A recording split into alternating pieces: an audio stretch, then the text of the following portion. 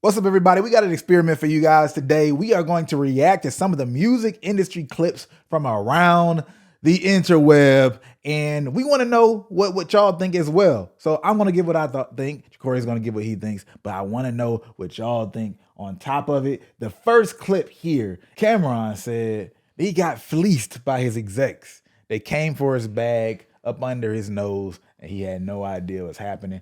But let's hear him talk about it. When I'm at Epic, I'm like, it ain't seeming right, I ain't doing this. So there's a female there who took a liking to me, and she really started teaching me the game, like, yo, this your marketing budget. It don't seem like you're doing marketing, but the head of marketing just bought the new Lexus. This your radio budget. You ain't getting no spins, but the head of radio just went on a vacation in the Bahamas with his whole family. This Hold is like up. You don't have any marketing going on for your project, and then the head of marketing is out here with a new whip.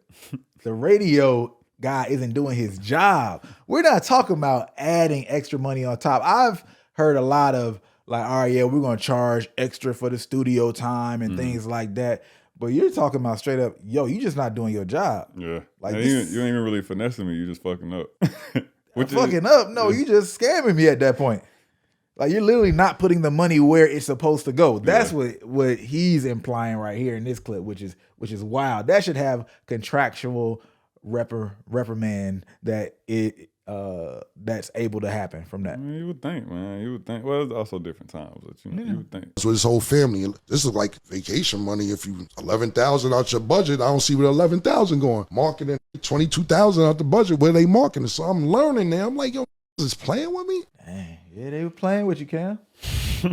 Killer Cam. All right, and in this next clip, we got Wayno. If you don't know who that is, he's an A&R type individual saying that music does not have to have substance. Let's hear his point. When people talk about hip hop and they talk about like substance and all, like every song is not about something. I love Missy Elliott growing up. I can't tell you what a lot of her songs was about. You know what I mean? Like, ooh, I think it's like all of that shit. Like, I can't tell you what them songs didn't have necessarily substance to me. They just was like a dope beat, some dope rhymes, and they felt good as a kid. We could dance to them, we could have fun to it, bust the rhymes. His honesty as an artist is making club bangers. A$AP Ferg is like that. Like, I'm not gonna listen to A$AP Ferg to hear like an in-depth record about his life. You know what I mean? When I want to hear Ride with the Mob. Do a lot. What you think? Agreed, bro. Everything doesn't have to be serious. You know what I'm saying? It's music, bro. Like we as fans deserve allowed to even have music that doesn't always have a message or preach. Sometimes I don't want to think, and that's the reality of it. So I agree,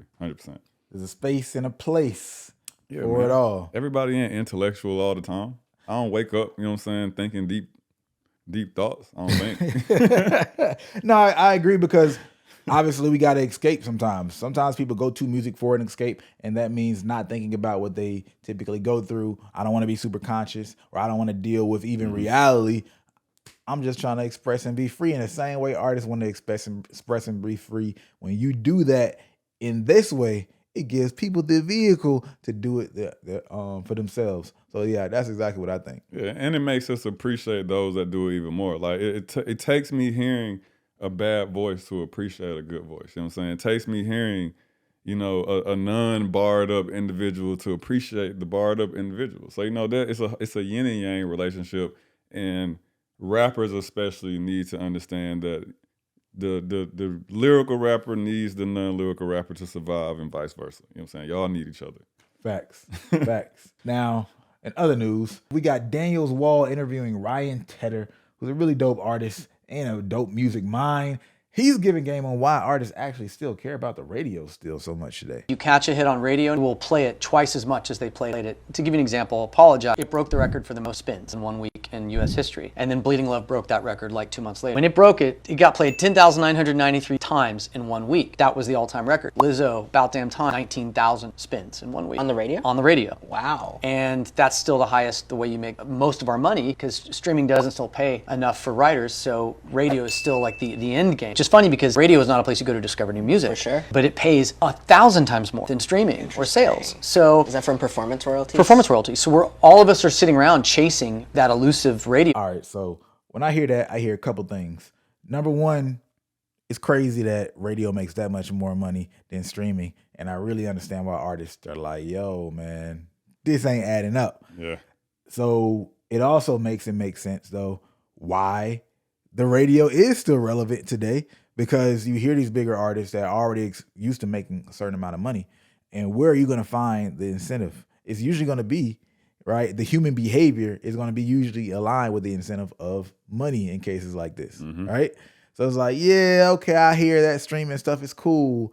However, I need to figure out how to get one of these. Yeah. Because that's where the real bank is made. I'm not really getting much from over there. So it starts to make a lot of the moves that I see, or some of even the arguments that I hear about in the music industry make a lot more sense. Yeah, definitely. Like streaming is looked at as the discovery factor. You know what I'm saying? But it's like, all right, this is gonna get you in the game, but the game is over here for real. You know? Right. The most surprising thing to me was how little of radio spins it takes to, you know, hit the things that he talked about. He's talking about like 10,000, 19,000. I don't know why I thought like it took like hundreds of thousands of spins to make a hit song. You know, maybe streaming has conditioned me to think that way, right? I'm just used to seeing like massive numbers or something. But well, hold up, we'll replay it. Hold up 1 second.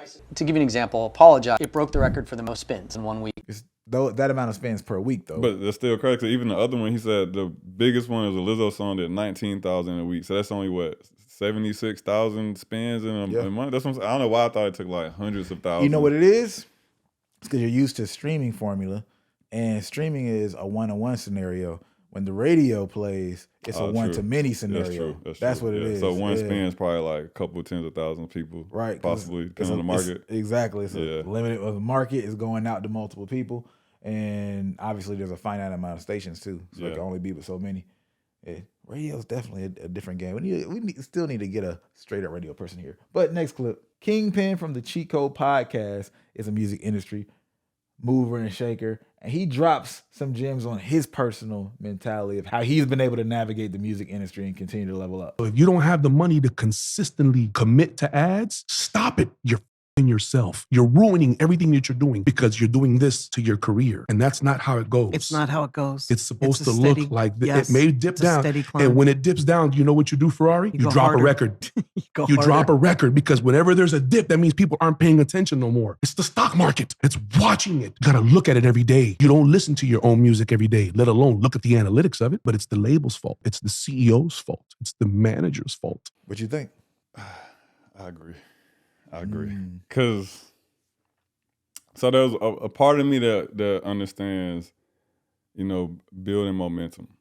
And I think it gets talked a lot about in the cheap ad strategy, right? Like, hey, you just run $2 a day and you'll build momentum up into the point where you feel like you can do $100 a day and then you can just scale it. So I get it from a hypothetical standpoint, but it very rarely works that way. You know what I'm saying? Like usually not in a way where it makes sense to spend the money. Because I would much rather, for example, like there have been artists who would be like, hey, I have like $200 a month, you know what I'm saying? Maybe for like this 5 or 6 months. And then after that, I could do like $1,000 a month or something, right? So now I'm like, okay, so $200 a month, that's like 500 months, that's $1,000 in. So you really got like 9, 10K. You'd be better off figuring out how to save that $1,000 that you have for the period where you also have the rest of that money to spend, right? Which, I mean, thankfully there's things like content where you can still build momentum without killing your budget. And like, that's my thing is like, if you're gonna have like a budget, like have a solid budget. Like this whole like nickel and diamond thing with ads very rarely like makes an impact. Like I'm gonna spend $10 here, $20 there. So I know ads do the best when they have been running for a long time and spent a decent amount of money. Probably really at least like 2-3 months, you know what I'm saying, into maybe a couple bands. And that's on the low end. Like you want a low end good ad, you're talking 2-3 months, couple $1,000, you know what I'm saying? Like 2-3 months at $1 a day and $90, bro, it might open your eyes to what the possibilities could be with ads. I give low budget ad campaigns. It can open your eyes and teach you shit if you don't know shit. But then beyond that, it's not really doing much. But I'll say that yes, it's worth testing your ads at low cost, but at some point you're not going to be able to run those numbers up if you aren't able to sustain higher levels of money. A test is a test for a reason, right? You're testing to see if you can move on to the next point. If you can't move on to that next point and continue to sustain it for a period of time, or like really put a lot of budget behind it, then you're not going to be able to expect to see the big numbers. Yeah, man, there's nothing wrong with that. Like I said, thankfully there is content and you can get very, very far without spending any ad budget. Like you could literally still build yourself and build momentum without spending ad money and put yourself in a position to where when you finally have the money, it's gonna work out great, right? So like I've dropped that game plan to artists where I'm like, yo, I would rather, instead of you spend $500 a month on ads, I would rather you take the next 6 months, completely dedicate yourself to figuring out content, and then save up that $500 a month so at the top of month 7 you have $3,000 to spend on the campaign or something like that. You know what I'm saying? So yeah, man. You know, but I'm glad somebody said it, bro. I ain't know how we was gonna work it into our show, but appreciate you, Route Juggernaut, for ooping us that talking point. Oh man, that's a fact. So that's it for this clip. Just wanted to do a couple of thoughts out there. You heard what Ja'Cory think. You heard what I think about these clips, but we want to know what you think in the comments and this format as a whole. It's rough, but we're going to continue to build on it. I'm Brandman Sean. I'm Corey. And we out. Peace. Hey, if you like this clip and you're an artist that's looking to grow your career, or a manager or a label to have artists that you're working with, we have free content and courses at nolabelsnecessary.com, where we break down using some of our real case studies. For instance, we took an artist from 0 to over 1 million streams on his very first song using a special content rollout method. And we break down step by step everything that we did and how you can use it for yourself. Check out nolabelsnecessary.com. If you'd like to get access to that, ask us questions directly and see how we've helped artists grow to millions of streams from ground zero. Again, that's nolabelsnecessary.com. And if you're watching this on YouTube, there should be a link in the description below. See you next video.